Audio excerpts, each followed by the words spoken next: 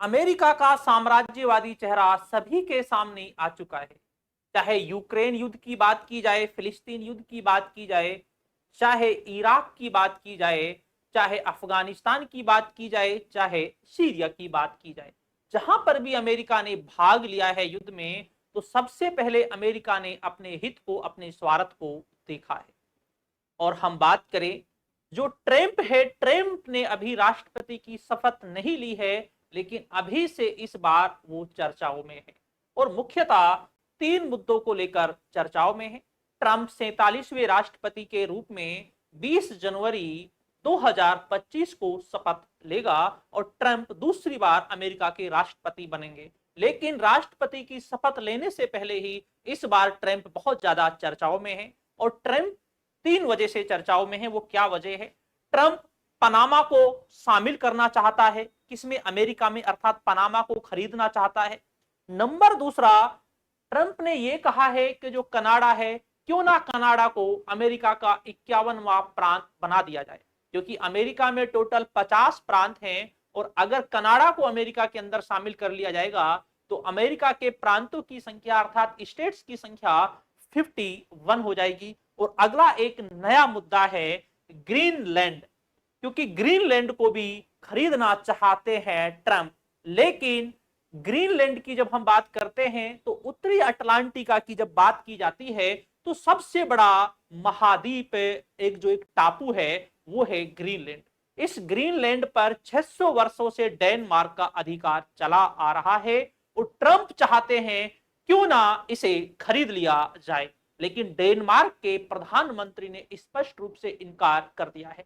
अब हम बात करते हैं जो ये पनामा है, ग्रीनलैंड है और कनाडा है, अमेरिका के लिए इनका क्या महत्व है और अमेरिका की साम्राज्यवादी नीति में इनका क्या महत्व हो सकता है।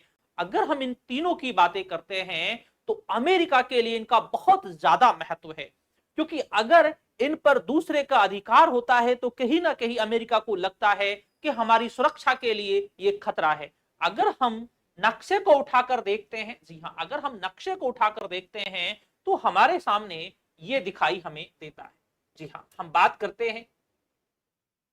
हैं ये जो है ये अमेरिका है और अमेरिका चाहता है कि इस कनाडा को अपना 51वां प्रांत बना दिया जाए।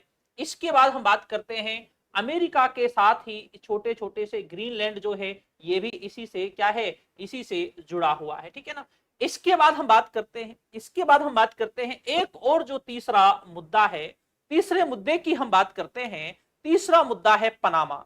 जो ये पनामा नहर है, बड़ी प्रसिद्ध नहर है और यातायात की दृष्टि से इसे देखा जाए, अर्थव्यवस्था की दृष्टि से देखा जाए तो बहुत ज्यादा इसका महत्व है।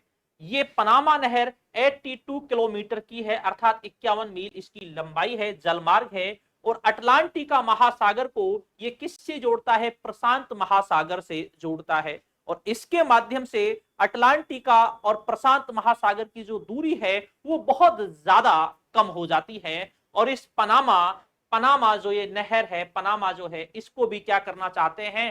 ट्रंप इसे खरीदना चाहते हैं। जी हाँ, इसके बाद हम बात करते हैं एक सबसे बड़ा, जी हाँ, हम बात करते हैं ये ग्रीनलैंड है। ये ग्रीनलैंड है जो सबसे बड़ा किसके रूप में जाना जाता है? सबसे बड़ा एक टापू के रूप में इसे जाना जाता है। बड़ा सुंदर है, समुद्र लग रहा है और उत्तरी अटलांटिका महासागर के ये सबसे बड़ा क्या है? टापू है, द्वीप है, हम ये कह सकते हैं द्वीप है। और हम बात करते हैं इस पर 600 वर्ष से किसका अधिकार चला आ रहा है? इस पर डेनमार्क का अधिकार चला आ रहा है और ट्रंप चाहते हैं कि इसे डेनमार्क से हम खरीद लें, लेकिन डेनमार्क के पीएम ने स्पष्ट इनकार कर दिया है। जी हाँ, क्योंकि ये बिल्कुल अमेरिका के पास है और अमेरिका चाहते हैं कि इसे हम खरीद लें तो हमारा जो अमेरिका का साम्राज्य है वो काफी विस्तृत हो जाएगा। इसके बाद हम बात करते हैं कनाडा की। अगर हम बात करते हैं तो कनाडा जो है वर्तमान दृष्टि से अगर देखा जाए तो कनाडा बड़ा एक संपन्न देश है और अगर भारतीय व्यक्तियों की बात की जाए तो भारत के सबसे ज्यादा पंजाब प्रांत के बहुत ज्यादा लोग यहाँ पर निवास करते हैं। जी हाँ, मिनी पंजाब भी इसे कहा जाता है और इस कनाडा पर भी ट्रंप की नजर है। ट्रंप ये बात कह चुके हैं कि क्यों ना कनाडा को अमेरिका का 51वां प्रांत बना दिया जाए।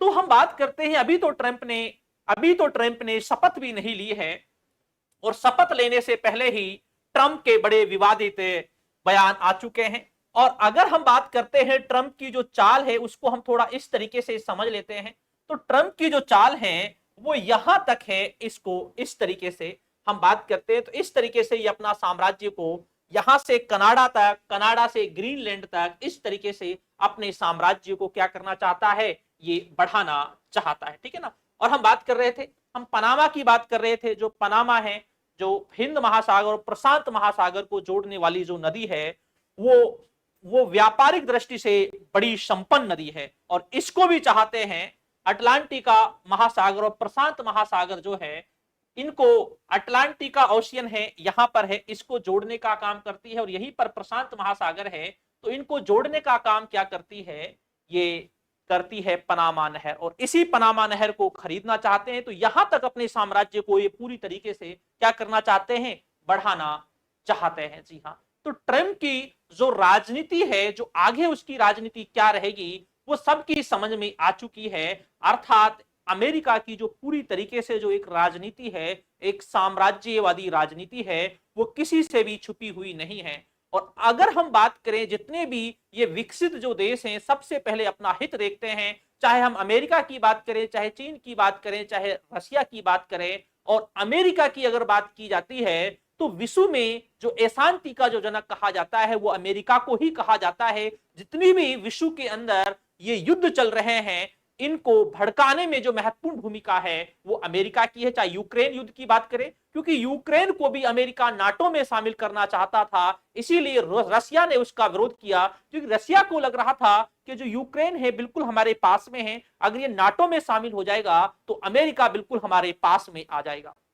क्योंकि नाटो में शामिल होने का मतलब यह है कि अगर एक देश पर अटैक होगा तो बाकी देश उसका साथ देंगे। इसीलिए रूस ने यूक्रेन से यह बात कही थी कि आप नाटो में शामिल ना हो, लेकिन यूक्रेन ने यह बात नहीं मानी और फिर बाद में रूस को उस पर अटैक करना पड़ा। और हम फिलिस्तीन की बात करते हैं, वर्तमान में हम अभी जो लेटेस्ट जो चल रहा है, अगर हम बात करें सीरिया की बात करें, तो इसमें भी जो भूमिका है वो अमेरिका की ही भूमिका है। तो साम्राज्यवादी नीति किसी से छुपी नहीं है। और अभी तो ट्रंप ने राष्ट्रपति की शपथ भी नहीं ली है, और अभी से उसने 3 महत्वपूर्ण विवादित बयान दे दिए हैं। ठीक दोस्तों, शुक्रिया, धन्यवाद और जय हिंद।